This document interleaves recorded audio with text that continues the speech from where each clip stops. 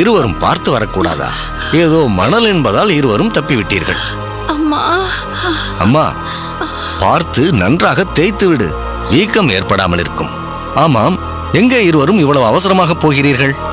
படித்துறைக்குத்தான் ஐயா, நீர் எடுக்கத்தான் போய்க் கொண்டிருக்கிறோம். சரியாக போயிற்று. இந்த அவசரத்தை படித்துறையில் காட்டியிருந்தால் உங்கள் நிலைமை விபரீதமாக போயிருக்கும். படித்துறையில் முதல் படி சுத்தமாக இருக்கிறது. அதை பார்த்துவிட்டு இரண்டாவது படியில் அலட்சியமாக கால் வைத்தால் பாசியில் வழுக்கி விட வேண்டியதுதான். பார்த்து நடந்து சென்று படித்துறையில் நீர் எடுங்கள். சரிங்கள் ஐயா.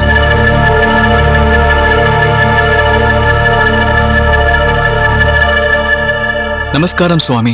நமஸ்காரம். தாங்கள்? அடியனை தெரியவில்லையா? யமுனாச்சாரிய சுவாமிகள். ஞாபகம் வந்துவிட்டது. அன்று யமுனாச்சாரியார் மடத்தில் பார்த்தேன் என்று நினைக்கிறேன். சரிதானே? மிகவும் சரி. தாங்களும் அந்த மடத்தைச் சேர்ந்தவரா, இல்லை அடியேனைப் போல் வெளியூரில் இருந்து வந்தவரா?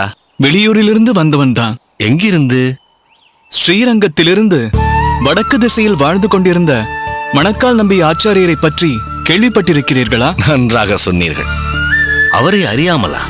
நம் யமுனாச்சாரியாரின் ஆச்சாரியார் ஆயிற்றே. அந்த மணக்கால் நம்பி சுவாமிகள் தான் அடியேனுக்கும் ஆச்சாரியர். சரிதான். மிகவும் உயர்வான சம்பந்தம். தங்களிடம் சொல்வதில் தவறில்லை. ஆச்சாரியர் சம்பந்தப்பட்டது மட்டுமல்லாமல் மற்றொரு சம்பந்தமும் அடியேனுக்கு இருக்கிறது. அது என்ன? அடியேன் யமுனாச்சாரிய சுவாமிகளின் பூர்வாசிரம புத்திரன். பெயர் தெய்வக்கரசு நம்பி. அப்படி சொல்லுங்கள். அதுதானே பார்த்தேன். முகத்தில் சாந்தியும் பாண்டித்யமும் பரிமளிக்கிறதே. அது சரி, கையில் என்ன ஓலைச்சுவடி?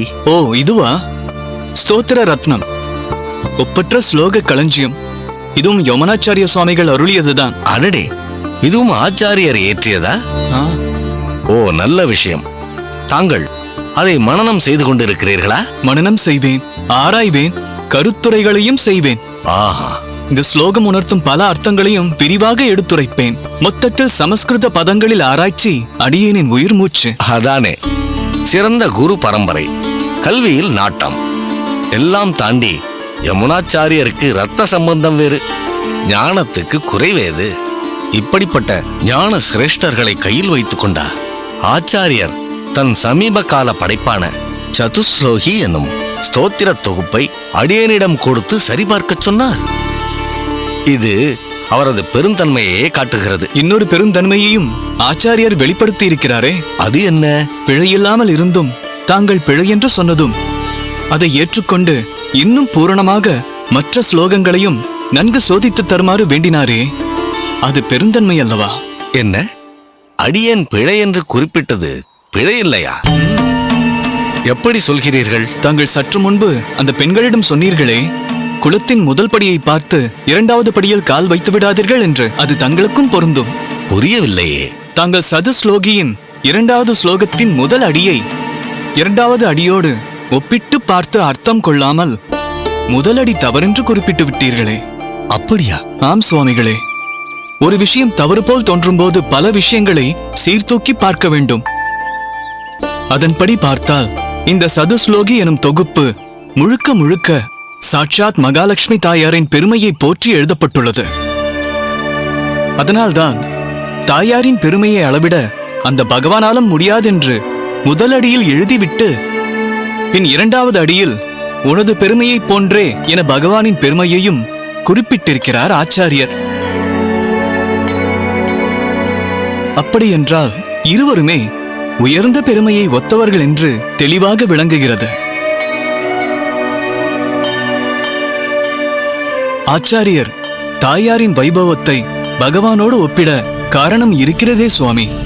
மகன் செய்யும் தவறை தந்தைக்கு கோபம் ஏற்படாமல் லாவகமாக தாய் எடுத்துரைப்பது போல் அறிந்தும் அறியாமலும் நாம் செய்யும் பாவங்களை அனைத்து ஜீவராசிகளுக்கும் தந்தையான பகவானிடம் தாயான மகாலட்சுமி அல்லவா இதமாக எடுத்துரைத்து சகல பாவங்களிலிருந்தும் நம்மை காப்பாற்றுகிறார்கள்.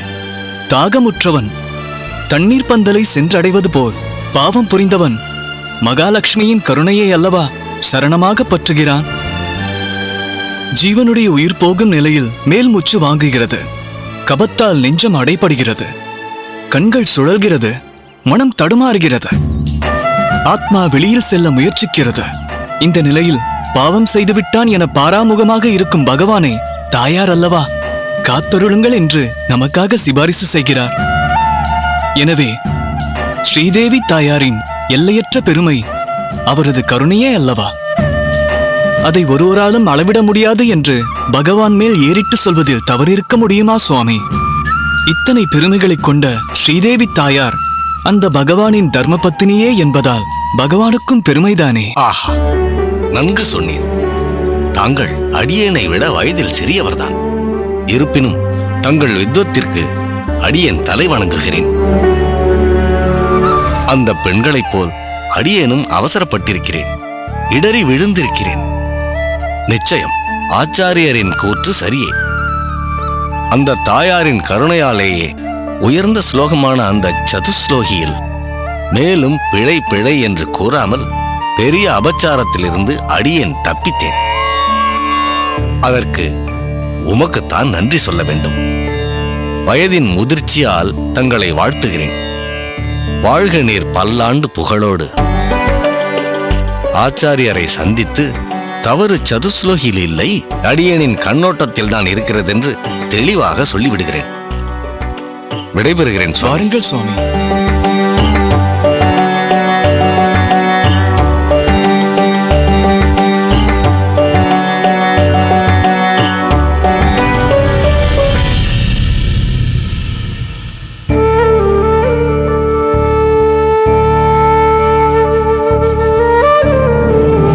அடியேன் திருமணத்திற்கு சம்மதம் தெரிவிக்கிறேன்.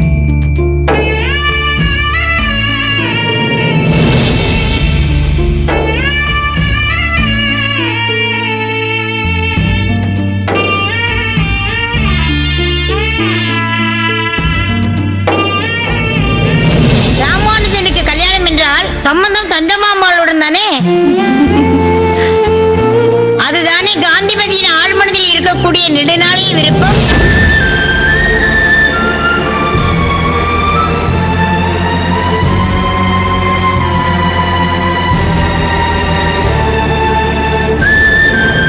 நாட்கிழமையெல்லாம் கூடியிருப்பதாகவே நினைத்துக்கொள். சீக்கிரமாகவே அவர்கள் அகத்திற்கு சென்று சம்பந்தத்தை பேசி முடித்துவிடு.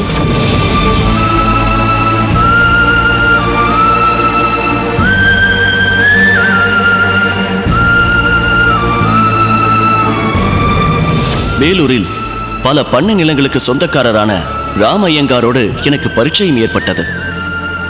அவர் பிள்ளையை எங்கள் தஞ்சாவிற்கு பார்க்கலாம் என்றிருக்கிறோம்.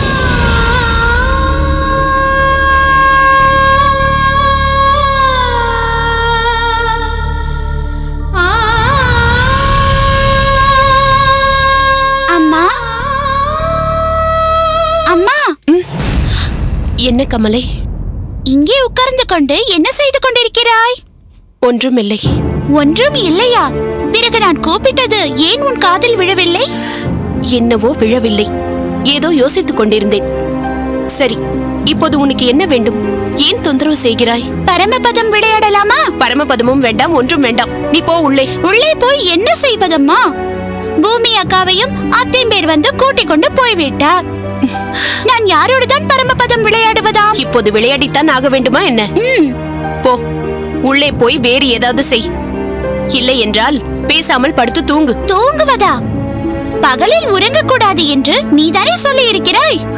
இப்போதும் நான் தான் சொல்கிறேன், சென்று தூங்கு. வாமா பரமபதம் விளையாடலாம். முடியாது.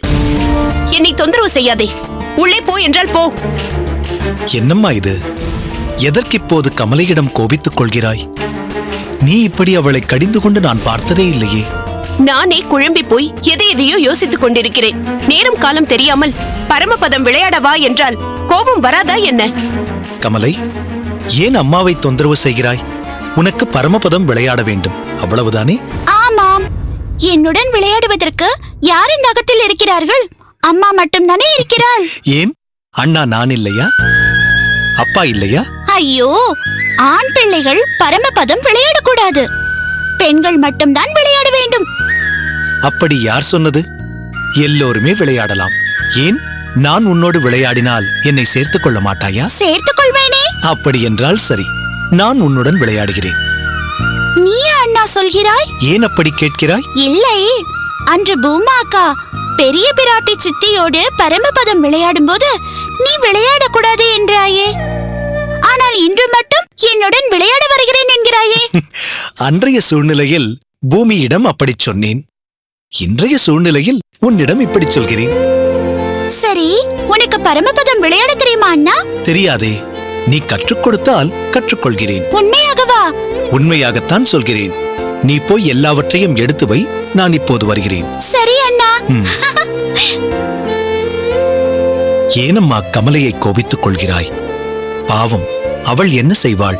அவள் கூட விளையாட யாரும் இல்லை. அதனால் தான் உன்னை கூப்பிட்டிருக்கிறாள். சரிதான். நினைத்தது எதுவும் சரிவர நடக்கவில்லையே என்று நானே வருத்தப்பட்டுக் கொண்டிருக்கிறேன். இப்போது போய் அவளுக்கு சரிசமமாய் உட்கார்ந்து கொண்டு விளையாடிக் கொண்டிருக்க முடியுமா என்ன? நான் என்ன அந்த மனோநிலையிலா இருக்கிறேன்? காந்திமதி, சில சமயங்களில் நாம் எதிர்பார்ப்பது நடக்காமல் போகும்தான். அதற்காக அதையே நினைத்து நினைத்து மருகிக் கொண்டிருக்க முடியுமா? இல்லை, நான் நினைத்தது நடந்திருக்கும்.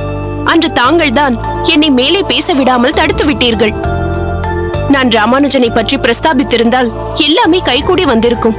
இல்லை காந்திமதி, அது பண்பு இல்லை. அவர்கள் தீவிரமாக வேறு வரன் பார்த்துக் கொண்டிருக்கும் போது நாம் குறுக்கிடுவது சரியில்லை.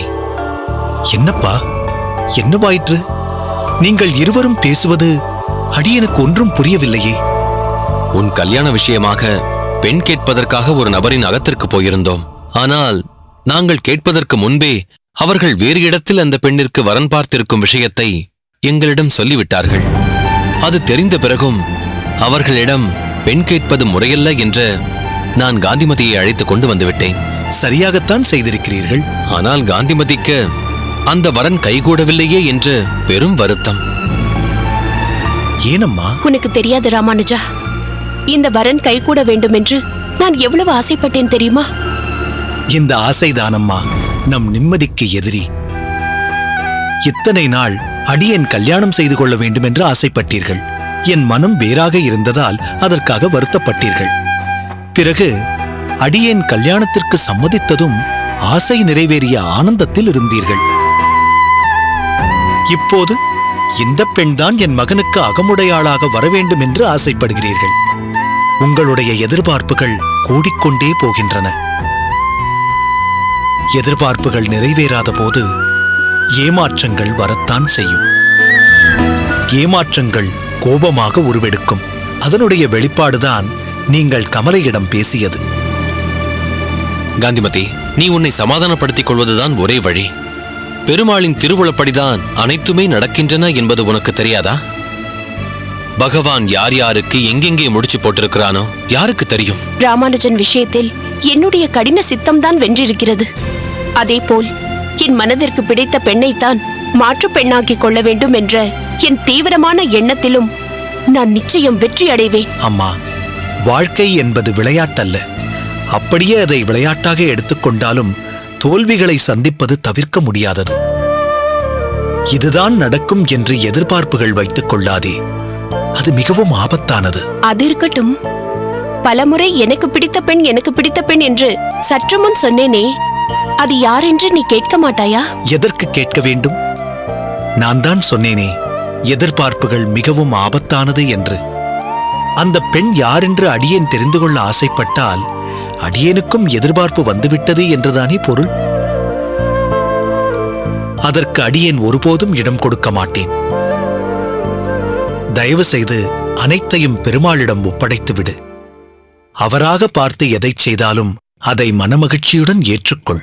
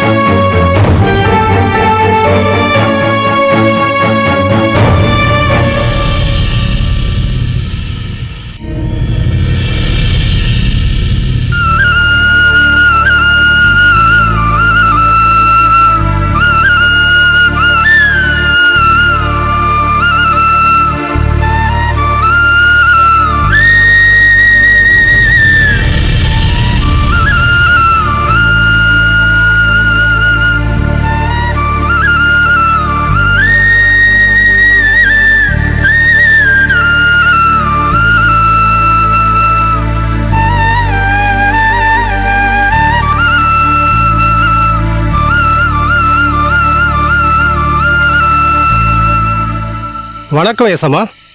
வாருங்கள் ஸ்தபதியாரே. என்ன இந்த நேரத்தில் வந்திருக்கிறீர்கள்? அவசர விஷயம்.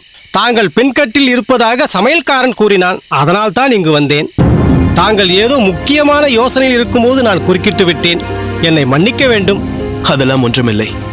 நாம் கட்டிக்கொண்டிருக்கும் மண்டப பணியை பற்றி தான் யோசித்துக் கொண்டிருந்தேன். என்ன விஷயம் சொல்லுங்கள். நாம் கட்டிக்கொண்டிருக்கும் மண்டபத்தின் கணக்கு வழக்குகளை தாங்கள் ஒருமுறை கணக்கு பிள்ளையை அழைத்து பார்த்தால் நல்லது என்று எனக்கு தோன்றுகிறது. ஏன்? அதற்கென்ன இப்போது அவசரம்?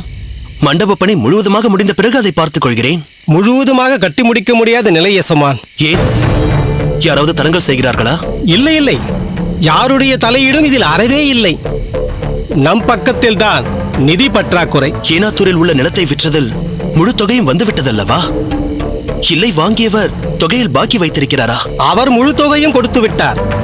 ஆனாலும் நிதி பற்றாதோ என்று எனக்கு தோன்றுகிறது. இல்லையே, மண்டபம் கட்டுவதற்கு முன்பே அதற்கு எவ்வளவு செலவாகும் என்று மண்டபத்தை வடிவமைத்துள்ள தங்களிடம் விவாதித்து அதற்கு நிலத்தை விற்றால் போதுமான பணம் கிடைக்கும் என்று நீங்கள் திருப்தி அடைந்த பின்னர் தானே அந்த நிலத்தை நாங்கள் விற்றோம். ஆம் யசமான், தாங்கள் கூறுவது முற்றிலும் சரியே. ஆனால் எதிர்பாராத மழையினால் கட்டுமான பொருட்களின் விலை கூடிவிட்டது.